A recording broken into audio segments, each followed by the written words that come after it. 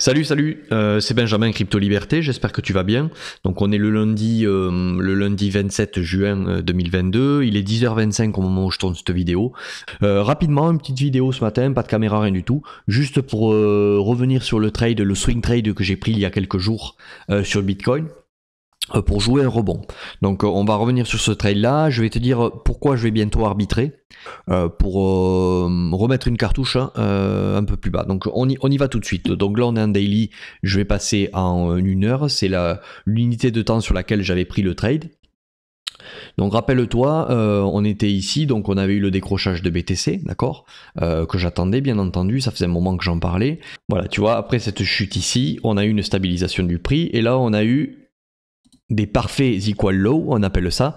Donc là, déjà, j'étais dans la recherche d'un trade. Tu vois, j'ai laissé du développement. Je me suis dit, s'il y a une chasse en dessous, je prends le trade parce que on arrivait en daily d'ailleurs dans des zones, tu vois, par rapport à la barre que j'ai tracée, on arrivait vraiment en daily dans des zones où je croyais une relance. Rappelle-toi sur cette zone, au niveau de cette zone de demande. Ok, pour moi depuis le début, ça va être défendu. Donc j'ai recherché un swing trade, ok, pour jouer le rebond. Donc arrivé ici, souviens-toi, paf, j'ai eu le break. Et quand il y a eu le break ici, j'attendais une intention haussière pour prendre un swing trading, d'accord? Donc on va y venir, hop, on vient ici. Donc là, il y a eu ce décrochage à cet endroit. Ici, paf. Ici, j'étais en recherche. Donc là, hop, petit rebond en 2 heures. Donc le rebond n'était pas assez puissant. Je me suis dit, si on redescend ici, que sur une plus petite UT, je vois une accumulation, pourquoi pas je rentre en trade. Mais ici, on n'a pas eu une accumulation, on a eu une redistribution. D'accord? Donc, poursuite de la baisse, et là, boum, grosse réaction haussière, où on a un cassement de structure sur une UT en dessous. Bon, je ne vais pas y descendre, mais en gros, tu le vois, on a une grosse intention haussière ici. C'est-à-dire qu'après cette baisse, on a une petite réaction. Après cette baisse, là, boum, là, il y a vraiment eu un changement d'état. On voit qu'il y a eu un rachat puissant. Certainement, on est venu fil du long à cet endroit, dans les liquidations ou des stop-loss. Et donc, le rebond est puissant. Il passe limite inaperçu, mais il est puissant. Okay, quand tu comprends le transfert de main forte, main faible, tu comprends qu'il est puissant.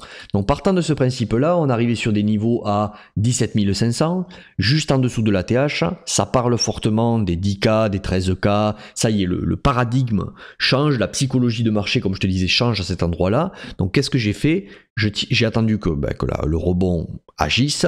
Dès que j'ai vu que le rebond s'est stabilisé, ok, j'ai pris mon Fibonacci, bottom, top du rebond. Alors attends, je vais mettre les mains. Voilà, donc j'ai pris le bottom. Ça, c'est le trade que j'ai pris il y a quelques jours. Hein. Bottom, top. Et j'avais placé, je me suis pas pris la tête, j'ai placé un ordre, quitte à choper le BTC, parce que c'est quand même risqué de jouer le rebond, je voulais le choper serré, quoi. C'est-à-dire que si je suis invalidé, je suis vite invalidé, je sors du trade et j'ai une perte qui est mesurée, quantifiée, qui est petite. Donc j'avais placé un ordre au 0,786 du Fibonacci, du rebond en H1. Ok, donc à 17 992, j'ai placé mon ordre. Donc 17 000 ici, 992. Donc j'avais placé mon ordre d'achat ici.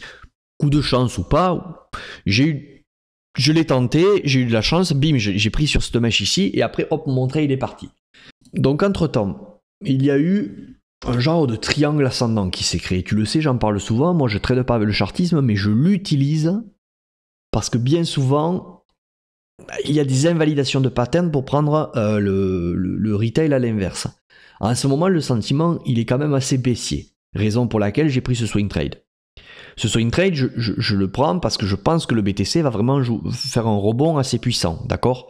Peut-être va revenir sur les niveaux de 30 000 dans les jours, semaines à venir, d'accord? Dans un premier temps. Donc pour moi, ce niveau des 0,382, il va casser. Par contre, peut-être pas tout de suite. Je t'explique pourquoi. Donc là, un triangle secret, ok? Tout le monde le voit, le joli triangle ascendant, boum, boum, boum, boum, boum, boum, boum, on arrive sous résistance. Ok, il y a un point pivot là qui se dessine, et si on casse, boum, on part à la hausse, soi-disant. D'accord? Triangle ascendant, on part à la hausse. Il y en a qui voient aussi un biseau ascendant, c'est plutôt bearish. Donc c'est pour ça que moi je fais pas attention à tout ça. Ce que j'ai fait, c'est que j'ai tracé le triangle pour voir la vision que peut avoir un retail. Je trace aussi cette trendline, tu vois, un rebond. Un rebond ici, boum. Un rebond ici, boum. Un rebond ici. Tu vas me dire pourquoi tu fais ça, puisqu'un swing trade, tu attends le BTC à 30 000. Donc pourquoi? Parce que ça fait partie de l'arbitrage du risque. Là, je vois ce qui est en train de se passer. Pour moi, l'objectif, bien sûr, c'est de revenir ici. Même, je te l'ai dit, c'est de venir péter les liquidités au-dessus, là. Donc, mon profit total sur ce swing trade, je le prendrai peut-être au-dessus de ça. D'accord ? Mais là, je pense qu'il y a un truc à jouer pour renforcer mon trade. Un rebond sur la trendline, 2 rebonds, 3 rebonds. Regarde ce qui s'est passé hier, cassure de la trendline. Je l'ai vu sur d'autres indicateurs, sur d'autres choses que je consulte, mais je ne peux pas tout te donner dans une vidéo, ça serait trop long. Sur cette cassure-là, beaucoup ont shorté. Il y a eu à nouveau à la fin du week-end, là hier soir, un re-switch du « Ah purée, on va plus bas ». On va plus bas d'être 4 bounce. Donc là, je pense qu'en fait, à la cassure de cette trendline, beaucoup ont pris le short. C'est pour ça que ce matin, derrière cette cassure, et ça c'est hyper intéressant, on va voir comment ça va se dérouler, mais derrière cette cassure, a priori, on est en train de voir cassure de la trendline, retest, chute, et là on voit une réaction à nouveau. Donc je pense que sur cette retest chute, beaucoup ont pris le short, réaction. Donc pour moi, là on a simplement piégé les gens qui jouaient le biseau ascendant, entre guillemets. On va finalement, peut-être, réintégrer ça pour que le triangle ascendant respecte son break. En gros, c'est ce que je te dis, c'est la chasse souvent. Tu vois, tu as bim, bim, bim, hop, on chasse en dessous, ah la trendline ne tient plus, hop, on réintègre, et là on va aller plus haut. Par contre, en allant plus haut, je pense que ce qui était là en train de shorter sont dans le vrai. Le biais, pour moi, à court terme, il est vraiment de revenir tester ce déséquilibre. Tu vois, là, on a eu une réaction haussière forte. On a eu un déséquilibre de marché qui a été créé à cet endroit. Ok ? On est parti dessus, on n'est pas venu faire le retest proprement, hop, on s'est envolé. On est en train de s'envoler, on piège les gens à la baisse, parce que pour moi, on va revenir ici, dans cette zone de déséquilibre, d'accord ? Les gens qui sont bons ici, on les piège, et boum, on les dégage. Probablement, on va voir ce qui va se passer, hein, mais moi je le vois comme ça. On va les dégager, parce que, pourquoi on va les dégager ? Parce que quelqu'un qui aurait pris le short ici, poum, poum, poum, poum, qui prend le short là, qu'est-ce qu'il fait ? Il met le stop loss au-dessus, ici, là, au-dessus de la structure. Donc pour moi, il est trop tôt dans le short, boum, boum, boum, boum, on va le sortir, et une fois qu'on l'aura sorti, bon, c'est mon scénario. Hein. Alors pourquoi je te dis ça ? Ça veut dire que je pense qu'au moins on va aller mourir sur le 0,382, là, 22 995, on va vraiment short squeezer tout ce qui ont joué le short ici, ou tout ce qui ont joué le short dans cette structure, hein, entre guillemets. On va aller sur le 0,382, bim, on va déclencher un FOMO, tu sais, en cassant cette structure là peut-être, et à cet endroit on va utiliser le FOMO des gens qui vont long pour mettre le short, et le vrai mouvement baissier, ok ? Et si on revient du coup dans cette zone, donc là je t'explique comment je vais faire, je reprends le même bottom, qui m'avait servi, tu sais, de me positionner une fois au 17 992, je le mettrai au top qu'on va créer ici, là tu vois, sur le 0,382, et potentiellement, ça va me créer un nouveau 0,786 qui lui sera à 18 745. Et tu vois que ce 0,786 à 18 745, il est pile poil sur le déséquilibre de marché qu'on a eu. Donc je vais très certainement sur ma position, ma première cartouche que j'ai mis ici, je vais à cet endroit sur le 0,382, mon ordre est déjà placé, hein, j'aurais pris 30%. À cet endroit là, sur le 0,382, je vais très certainement vendre 25 à 30% de ma position. Pour l'instant, je suis plutôt sur du 25% de ma position. Ok. Si je vois que sur la montée, là, on monte de manière fulgurante, j'irai peut-être, si je suis devant les PC, j'irai peut-être devant et je vendrai peut-être un peu plus. Parce que pour moi, si on monte violemment, c'est pour piéger les gens. Si on monte doucement, je vais laisser 25%. Si on monte fort, je vais peut-être arbitrer à 30 ou 40% de la position. Parce que pour moi, ça voudra dire retournement, et on va utiliser le FOMO des gens là, à 22 978, qui correspond à quoi ? Qui correspond à la cassure du range, à des niveaux clés. Voilà, on va peut-être mécher, venir casser tout ça, et hop, on va shorter dans les longues. Et ce que j'aurais pris ici, et si je vais terminer la vidéo avec ça, ce que j'aurais pris ici, donc 25, 30 ou 40% de ma position, je vais les réinjecter. C'est ce qui va me servir à replacer un ordre sur le 0,786 à 18 745. Et donc sur ce swing trade, je me serais fait un prix moyen à 17 992 qui était ma première prise de position ici sur le 0,786 du rebond, ok.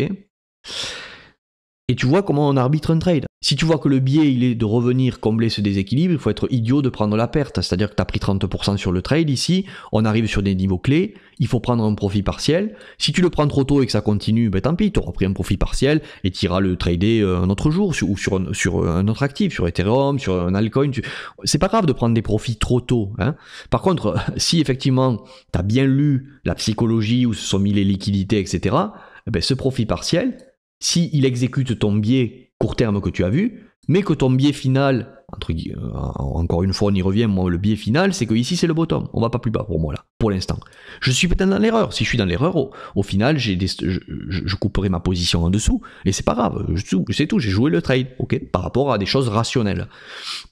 Mais comme pour moi mon biais, le biais court terme c'est peut-être de lâcher un peu de la position ici pour revenir recharger ici, mais pour aller vendre ma position totale ici de BTC peut-être, et j'aurai un prix moyen là aux alentours des 18 000, et je vendrai ma position totale au-dessus dans ces niveaux, tu vois, à 80%. Et peut-être même que, comme je te le dis depuis le début, ça dépendra du consensus. Si je vois que quand on remonte au-dessus là au niveau des 30 000, on liquide tout ça, boum boum boum boum, mais que la philosophie globale reste attention, dead cat bounce, on va chuter tout ça, et que le consensus finalement vient péter le gros 0,382, la ligne violette, tu vois, c'est du mouvement total. On arriverait sur le 0,382 du mouvement total. Si je vois qu'ici c'est bear, peut-être que je vendrai pas tout, je vendrai 75% ici, je garderai encore 25% que je laisserai courir pour essayer de venir targeter au-dessus de ça là, au-dessus des 48-50, et là j'aurai un super trade sur BTC.